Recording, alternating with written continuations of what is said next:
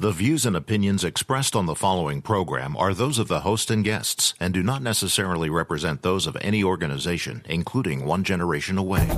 The freedom of a people to choose its leaders is the root of liberty. Keep alive this experiment in liberty. Liberty, in case you've forgotten, is the soul's right to breathe. Government should be very minimal in protecting liberty. Peace cannot be purchased at the cost of liberty. The sturdy ground of liberty. Liberty once lost is lost forever. Fight for their liberty and for our security. Guarantees individual liberty. This great republic, born alone in liberty. Liberty. Liberty. Liberty. Liberty. Liberty. Liberty. Liberty. Liberty. Just how much do you want liberty? This is Liberty Nation with Tim Donner, a production of LibertyNation.com. Cutting through the double talk, taking on the topics, going after what the politicians really mean, and making it all clear. For your freedom and your liberty. Liberty Nation with Tim Donner. Democrats triple down on hypocrisy. Welcome back into Liberty Nation Radio, a production of LibertyNation.com and heard from coast to coast on the Radio America Network. As Democrats slam President Trump for stoking riots in the streets, three of the nation's most powerful Democrats are exposed for rank hypocrisy. We'll play for you the flagrantly disingenuous or incendiary comments of the Democratic presidential nominee, the Speaker of the House, and the Governor of New York, all revealing exactly the type of hypocrisy and doublespeak that people hate about politicians. LibertyNation.com's Mark Angelides will join us to provide perspective on this time of trial for the nation and how the world is reacting to the breakdown of law and order in the streets of America. Plus, unbeknownst to many, there's a whole lot more on the ballot this year than just a race for president. Hundreds of congressional races are also on the docket. And we'll be joined by the Republican nominee for the U.S. Senate in Virginia, Daniel Gade. And LibertyNation.com Legal Affairs Director Scott Cosenza jumps on board for Talkin' Liberty. Say what? Say what? Say what? One more time. We kick things off with our signature segment, Say What, where we roll out a virtual assembly line of wacky, astonishing, damnable, and ultimately revealing things uttered by politicians and the chattering class. With President Trump hammering away at Joe Biden day after day following a widely praised Republican National Convention, the Democrat nominee has seen his large lead start to dwindle, particularly in the battleground states which will ultimately decide the election. So Biden went to Pittsburgh, in the key swing state of Pennsylvania, and made a speech in a warehouse before a crowd of, wait for it, 5 people, all members of the media, none of whom were allowed to ask questions. Biden started with a transparent attempt to lay blame for the widespread violence in cities all run by Democrats at the feet of Donald Trump. This is a sitting president of the United States of America. He's supposed to be protecting this country, but instead he's rooting for chaos and violence. The simple truth is, Donald Trump failed to protect America. So now he's trying to scare America. So let's do a hypocrisy check on that. Democrats did not even mention the chaos in the streets at their convention after allowing the riots to continue unabated for months. Trump did about the only thing he could do, offered to send in the National Guard, but was largely refused, except when the damage had already been done, the property and businesses already destroyed, so many lives already ruined. And now Biden and the left say it was Trump supporters who were causing the destruction. Nice try.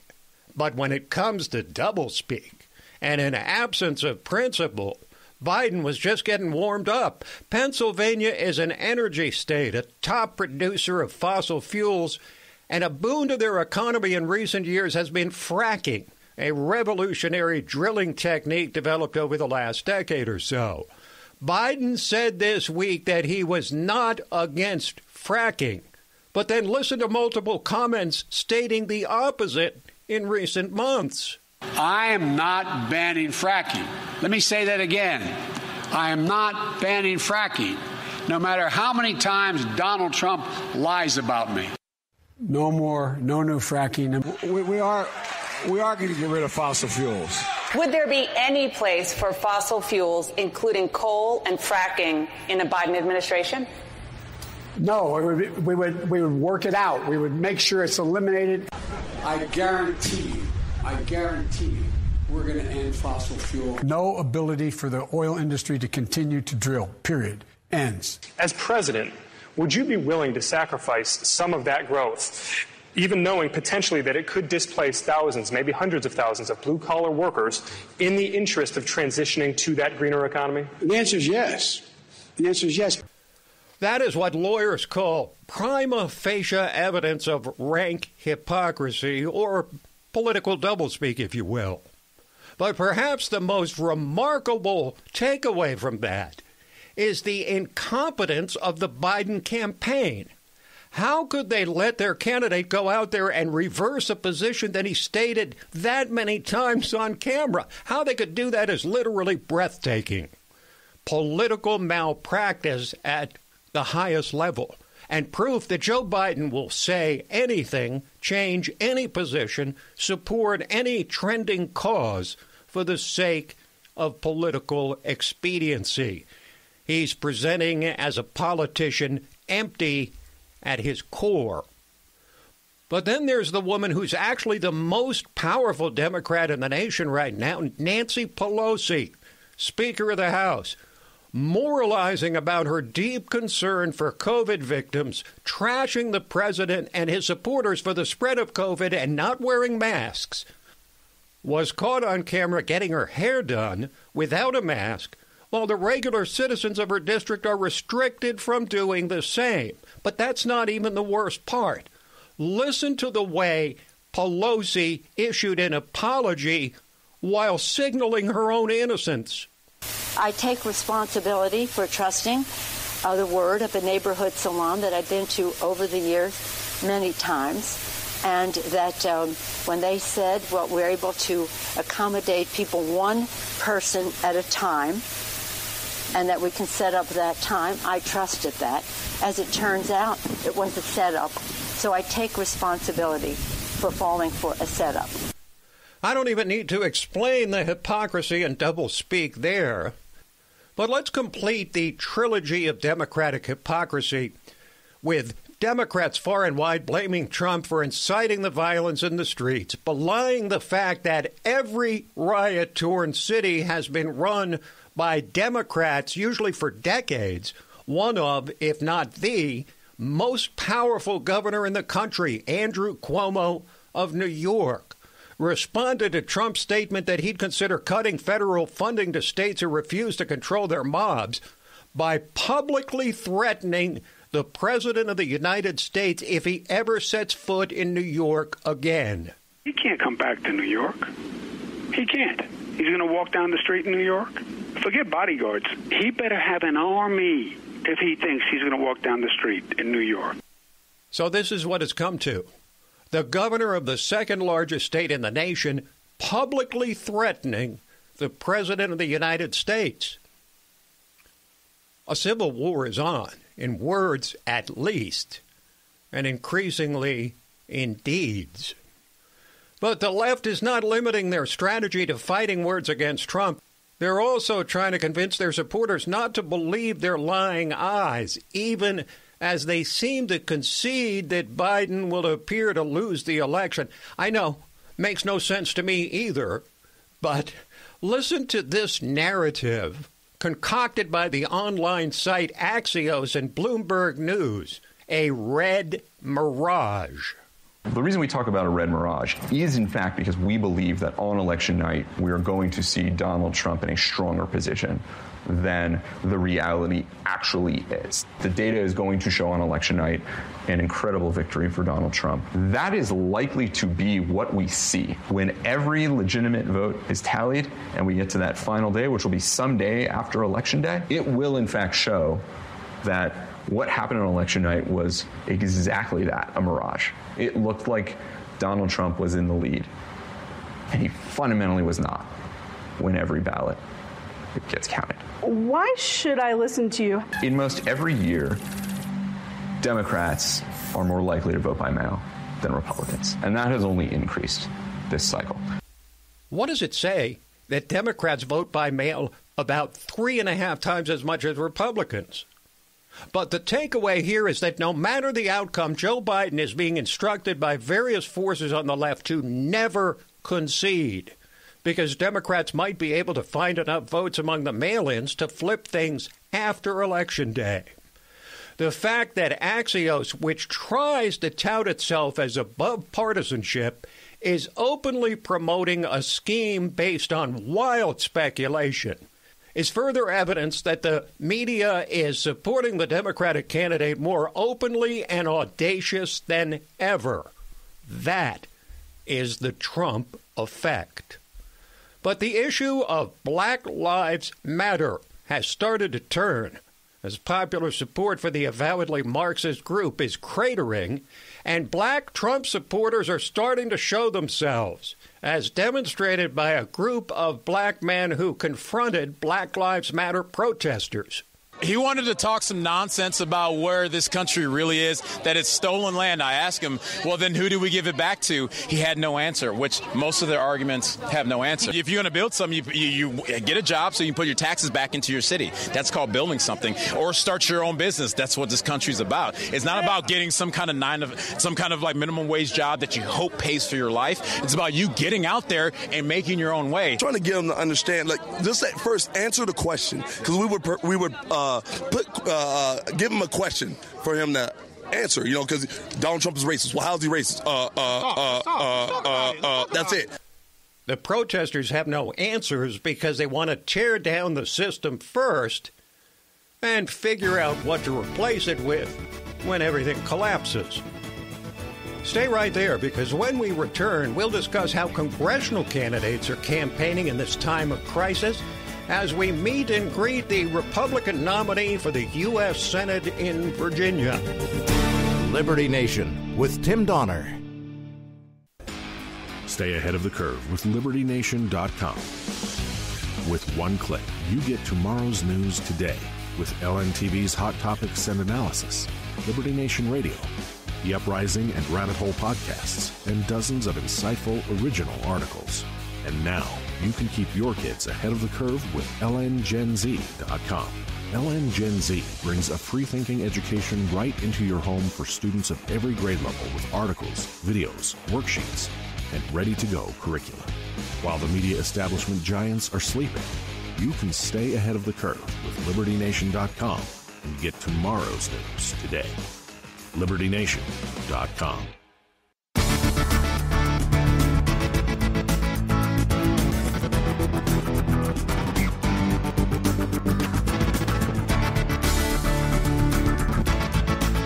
We believe that all men are entitled to blessings of liberty.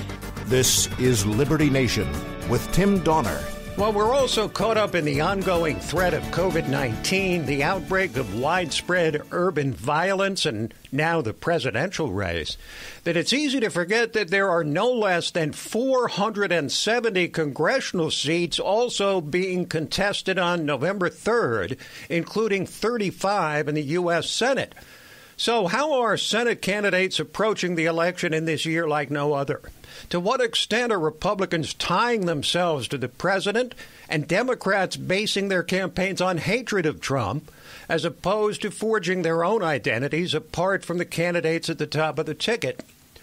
Well, having made a run at the U.S. Senate myself a few years ago, I can relate to the man who joins us now. Daniel Gade is the Republican nominee for the 2020 U.S. Senate seat in Virginia, trying to unseat incumbent Democrat Mark Warner. He's 45 years old, West Point graduate, and during 20 years active duty in the U.S. Army, Lieutenant Colonel Gade was awarded the Legion of Merit, Bronze Star, and 2 Purple Hearts. And he joins us now. Mr. Gade, Lieutenant Colonel Gade, welcome to Liberty Nation Radio. Thank you, Tim. Thanks for having me on. I appreciate it. In this long, strange trip that 2020 has been, you certainly know hardship and pain and overcoming it. You've come all the way back from a horrific episode in Ramadi during the Iraq War 15 years ago, which left you without a right leg. How did the long, painful journey back to health change you?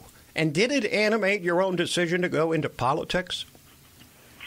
Well, Tim, my recovery after those combat wounds is not my being combat wounded is not a qualification for high office. But I hope what people see when they look at me and they examine my life story is that I have lived a life of grit and determination. And I'll take that same grit and determination to the United States Senate after I'm elected. Now, when you first decided to run for the Senate, things were very different. No pandemic. No insurrection in cities across the land. So how's your campaign changed in light of these plagues on the land? Well, you're right. It is a plague, and 2020 has been a pretty major disappointment, I think, in a lot of ways for most Americans and really painful for some. But, this is my first run. I'm not a career politician like Mark Warner is, and so it's I don't know any different, frankly. And what we're doing here is we're just reaching the people. We're doing it by Facebook, and we're doing it by Twitter, and we're doing some in-person events, actually. And the reason we're doing that is because this is a job interview, and it's really important for the people to be able to see those folks who want the job. To what extent are you tying your own campaign to President Trump or not? Because Virginia's not exactly Trump country. Well, right. Tim, as you know from your work in promoting liberty and your work in examining the Federalist Papers, the Senate and the Congress more broadly are a separate and co-equal branch of government. So my message to Republicans, Independents, and Democrats is that if you elect me, you're electing a career servant, and I am loyal to the Constitution and loyal to the American people. I'm not loyal necessarily to my party, and my term in the Senate will go past President Trump's term. So when he's right, I'll absolutely back him 100%. And if he's wrong, I will tell him to his face, Mr. President, you're wrong. You need to do something else here. And I think that that's the approach that any senator owes his party, and not the unflinching loyalty that somebody like Mark Warner gives to his Democrat Party. What are the starkest contrasts to the incumbent Mark Warner that you're drawing in the campaign?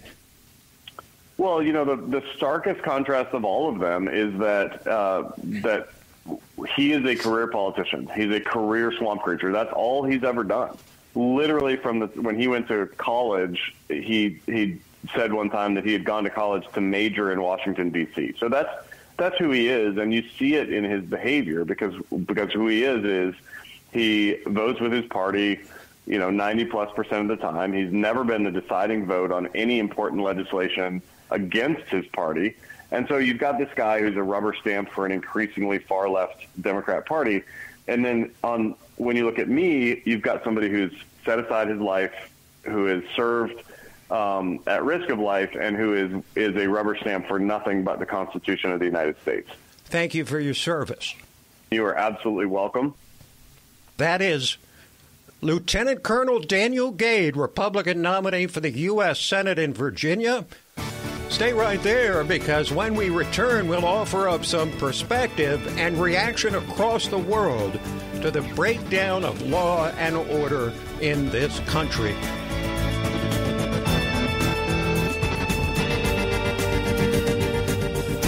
Liberty Nation with Tim Donner.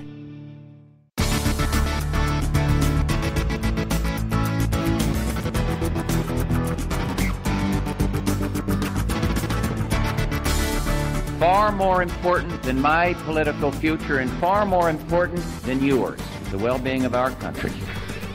This is Liberty Nation with Tim Donner. America, the last best hope for democracy.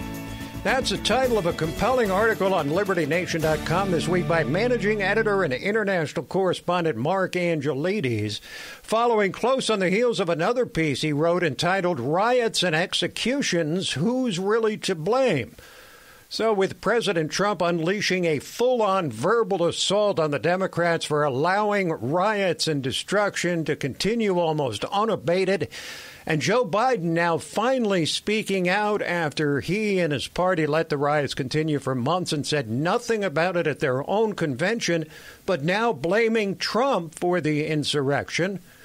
It's time for some perspective, including a view of how the world is perceiving this seeming meltdown in a nation that's always been counted on as a sea of stability in an unstable world.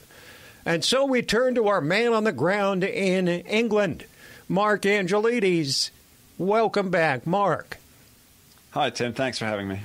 Well, it's a pleasure as always. So, among other things, you're one of LibertyNation.com's polling mavens. What metrics do we have at this point to show how Americans are evaluating the competing claims by Trump and Biden about the cause of all this civil unrest? Well, we actually have some pretty interesting data on this one. There's latest polling coming out today, actually, that I think it's by a margin of 2%. Voters trust Joe Biden more on public safety. And that's a big catch-all. Obviously, it covers things like the riots and stuff, but it also covers many other things, including parts of healthcare. However, and here's the rub of it, a majority say that the country is less divided now than when Obama left office. Really? And that also, and that also, if Trump loses, that the division within the country will get worse than it is right now. So it's it almost seems contradictory. Mm-hmm. But to me, this suggests that a lot of voters, they see the Democrats as a party as quite divisive. So it's fascinating that Democrats are laying such a hate on America when millions of people are still trying to come here from around the world, the kind of people they want to let in, and Trump is placing them some restrictions on. Is America still viewed as the beacon of liberty it used to be? And how do you think that's changed in the worldview during a time of violence that we haven't seen in 50 years here? Well, I think, Tim, the answer is yes. It's still viewed as a beacon of liberty. And in fact, one of the last ones. I mean, you have to take the international perspective on things. I think that's something that, those of us who work in the U.S. media, we don't really pay a lot of attention to. I mean, if you think things are bad in America, you really got to look to the rest of the world. For example, if you look at New Zealand, the rights are really being trampled there. It's almost like the perfect ideal of a leftist bastion with the COVID things, for example, is you can be taken from your home forcibly and put into, they call it containment facilities, or internment camps, as I like to call them. And the Prime Minister, Jacinda Ardern, she was doing a live stream chat where she was answering questions. And she said that, well, a question I've been asked is, what happens if people refuse the tests? And she says, well, you can't. So what will happen is, if you refuse to take the test, we'll keep you there for another 2 weeks. This is indefinite imprisonment against your will. And that's happening in what's regarded as one of the bright lights of the left in the globalist world. And of course, Australia. Just yesterday, there was a mother of two, well, she was pregnant, so soon to be 3, who was arrested in her home. And her husband recorded all this. Arrested in her home, and all of the electronic devices within her home seized. And her crime was she shared a post about an anti-lockdown protest. Now, that post was very specific, that we must observe social distancing, wear a face mask if possible. But she was arrested in front of her children, and all of her electronic devices seized in Australia. The freedoms that we thought were universal among, let's say, the Anglophile countries, they're not there anymore. It's really, tyranny is rampant all over the world. So I think for everybody in the entire world looking at America, it really is the last shining hope of a return to freedoms. Let's talk about some more recent events, specific events. You write about Trump saying dark, unseen forces are behind this insurrection. When he talked about a plane loaded with thugs wearing dark uniforms, black uniforms, headed somewhere to foment violence. Is there anything to date backing up the president's claim? Well, yeah, sure. There's, we look at the arrest stats for all these cities and states that are having problems, and a large proportion of these people are out of staters. So they're clearly traveling into the state. People are moving around. Black Lives Matter has received, I believe it's estimated around $1 billion since 2016. And a lot of that is from some very big, very well-known foundations, ones that would be instantly recognizable to our listeners. And they have these huge, shiny black buses to travel around in. Now, somebody's paying for that. But I think the biggest tell is that you have politicians and media who refuse to name and condemn the violence from these groups. It's almost like they're afraid to. Jerry Nadler even called Antifa violence, he called it a myth. And you know these people are violent. They've got their uniforms, they've got their shields with Antifa logos on, and they're hitting people and they're beating people. But nobody's willing to name them. It's almost like Voldemort from Harry Potter. Dare not say the name, which suggests power. It suggests support from places on high. So, yes, I would say that Donald Trump is exactly right. These, obviously, not everybody's involved in the higher-up stuff, but there's certainly a lot of power and influence supporting these groups. Now, are Democrats who've refused to acknowledge the violence, or hardly so, going to be forced to finally admit the existence of Antifa and condemn them and all, or mostly white domestic terrorist organization at their root, and distance themselves from Black Lives Matter now that public support for BLM is starting to crater? Well, they haven't so far. I'd say that's the most telling indicator. You had a CNN interview with, I believe it was Don Lemon and Chris Cuomo, and they were discussing among themselves how this is starting to show in the polls. Obviously, these are not polls that you and I are privy to, apparently, but the BLM and Antifa issue is starting to show in polls.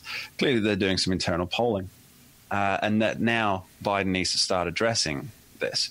Yet he failed to. He hasn't yet. He's condemned the violence, but he hasn't said who the violence is coming from. They're still running with the, as you say, the white nationalist theme or the Trump supporter theme, which is demonstrably false.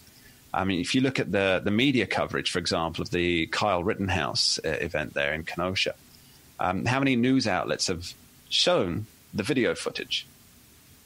It's there. We can all watch it on social media. But what they've done is they show just the part where Rittenhouse is doing the shooting. I mean, more than that, they don't show the part. They talk about the third person who was shot, but they don't show the part with him raising a gun towards Rittenhouse's head while Rittenhouse is lying on the floor. And of course, they also don't show the social media post that the third guy who was shot in the arm and his buddy put out the day after, where the man who was shot said, "I wish I'd drawn my gun quicker so I could kill him."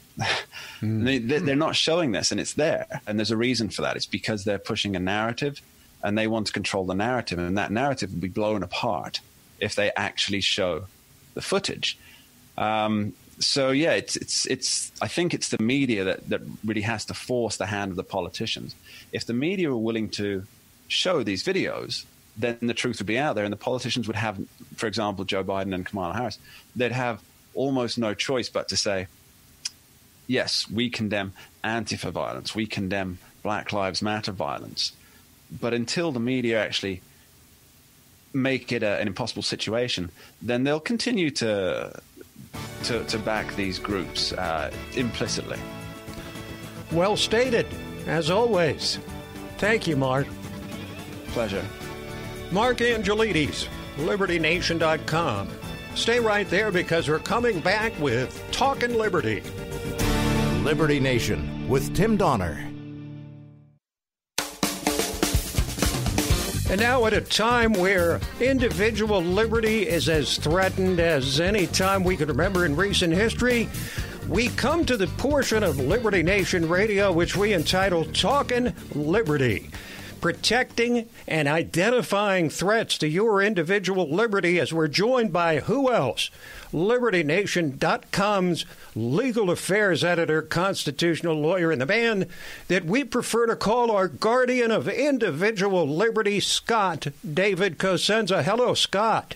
Well, I certainly prefer it too. Hello. I've tried to get the DMV to print out on my driver's license, but not just yet anyway. Okay, we're working on it. You got special connections. We don't want to reveal what they are. But let's go straight to the Third Circuit of the federal courts okaying a high-capacity magazine ban. Tim, Judge Kent Jordan wrote the decision. You know, my history with the Third Circuit runs deep. I attended law school within the Third Circuit, and that's the federal courts that sort of are closest to me. And New Jersey, of course, is a state I'm a refugee from because of their gun laws, and they always try to ratchet them down. This is a 10-round mag ban, calling any magazine that holds 10 rounds or more large capacity mags and banning them. Tim, it's important for me to hastenly add that just last month, the 9th U.S. Circuit Court of Appeals overturned California's magazine ban. Now, we've got, the Supreme Court has refused to take these gun cases. We've talked about it again and again, that we have splits in the circuits and federal courts deciding things differently. So citizens in one part of the country are subject to different laws federally than citizens in other parts of the country. It's an untenable existence. And I think that this is just another kind of maybe the straw that breaks the camel's back on the Supreme Court finally needing to take Second Amendment cases to establish once and for all a national standard for our federal laws. All right, let's move on to the Centers for Disease Control, which have, of course, exercised a great deal of power during this COVID crisis, and the CDC's eviction moratorium is threatening landlords with $100,000 fines and a year in jail for noncompliance. Well, it seems to me, Tim, like they conjured the power out of the air, which is why I bring it to the table for us to talk about for any eviction that they make. If any tenant of theirs who makes up to $200,000 a year for joint filers, they can't be evicted for failure to pay rent. It is a staggering imposition, Tim, on the country's landlords, many of whom are not, giant global not that those corporations shouldn't be able to make a buck too, but there are also many people who depend on rental income for a non-lavish lifestyle. And I think that if you asked any American, did the CDC have the power to do this, 6 months ago, everybody would say no. Well, there is no new law in force that allows them to. The previous payout and combined with eviction restrictions has expired. So without new legislation, they've just done it. And it seems like a massive power grab, Tim. So let's go to Kenosha next, because the president was there, which stirred up, as always with Trump, a great deal of controversy. Joe Biden is headed there a couple days after Trump. But you've done an awful lot of analysis of the shootings in question, the things that have stoked all the violence in Kenosha. So give us that analysis of these shootings that we hear so much about, but almost randomly through TV and news reports. Tim, Jacob Blake was shot by Kenosha police officers. It has been misreported that he was unarmed. He was shot in the back, but that has to do more with the body mechanics of how he was moving at the time of the shooting. We have every reason to believe, in terms of the evidence that's presented, that he was violently resisting arrest and at least had one weapon, and alleged that he may have had a firearm in the vehicle that he was entering. So while I don't know that any or all of the 7 shots that were lodged into the man were justifiably shot, the idea that it was just some act of racist violence for no reason is not supported by any of the facts and evidence. Then we have the Kyle Rittenhouse shootings. Rittenhouse was involved in the protests. He's a 17-year-old who's currently being prosecuted for first-degree murder, among other very serious crimes. He shot 3 people, killing 2. He missed a 4th person he shot at. And I have a detailed self-defense analysis of all those shootings on LibertyNation.com. And my analysis, Tim, is that Rittenhouse has a classic self-defense justification for each and every one of those shootings. And I can find no evidence where the DA has provided any, forget about evidence beyond a reasonable doubt, but even probable cause that Mr. Rittenhouse committed murder, and first-degree murder at that. I'm wondering, Scott, in all this, whether the facts even matter anymore, because all of these shootings stoke a narrative on one side of the political aisle. Tim, I think it's very important that we keep judges out of the political process as much as possible, because we know that prosecutors who are deeply involved in the political process cannot be trusted on the left or the right to be neutral. Well, let's get out of violence and COVID and into something that, well, it's not a whole lot better, but at least it's a different subject. The state of Washington, where Attorney General Bob Ferguson has sued the big-time vape company known as Juul. Why?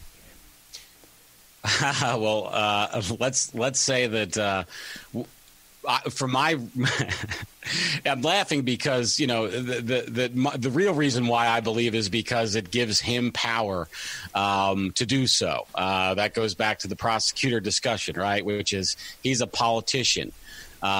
He says that it's because they used bright colors and candy-flavored vaping juice along with young models to entice young people to use their products.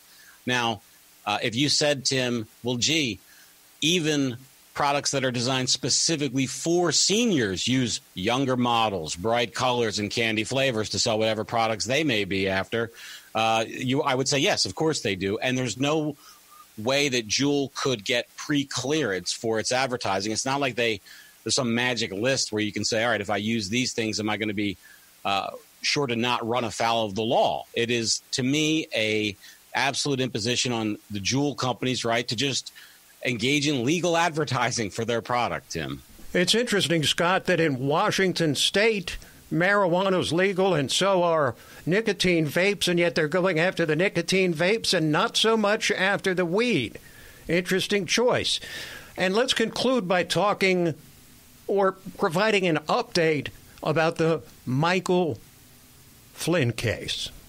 Well, it's a short update, Tim. The case was before en banc review at the D.C. Circuit Court of Appeals, and Judge Emmett Sullivan won, which is to say that the Michael Flynn team was hoping to have Judge Sullivan removed and a new judge appointed and directed to dismiss the criminal charges against Mr. Flynn. The D.C. Circuit Court of Appeals ruled that the case should stay with Judge Sullivan, at least for the time being. They didn't rule on the substantive matters before the court, much as to say that the remedies that Michael Flynn has were still available, even if Judge Sullivan didn't do his job further down the line. So the ball is back in Judge Sullivan's court. He can either do the right thing or not, and Michael Flynn will once again then be forced, Tim, to appeal the decision. Okay, well, thank you, Scott. Thank you, Tim. Scott Cosenza, ladies and gentlemen, and this program, Liberty Nation Radio and LibertyNation.com's own podcasts, The Uprising, hosted by Scott, and The Rabbit Hole, Politics and Prose, where past is prologue, with our own Mark Angelides, who you also heard earlier in this program. So that is it for this week, but we'll be back at you next week, same time, same station. Till then, this is Tim Donner saying, now more than ever, stand up for liberty. And we'll see you next time on Liberty Nation Radio.